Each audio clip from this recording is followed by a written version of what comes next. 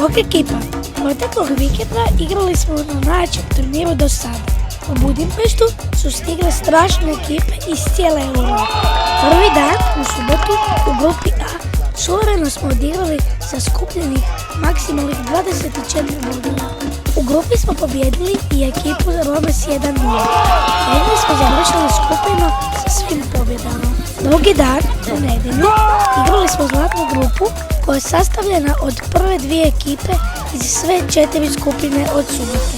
Na kraju smo osvojili broncu, ali prvo ponosan sam na svoje lokose jer su iza nas ostale ekipe poput Lazija, Rome, MTK Budapešt i dalje. Naravno, čestitam Dinamu na osvojenom zlatu.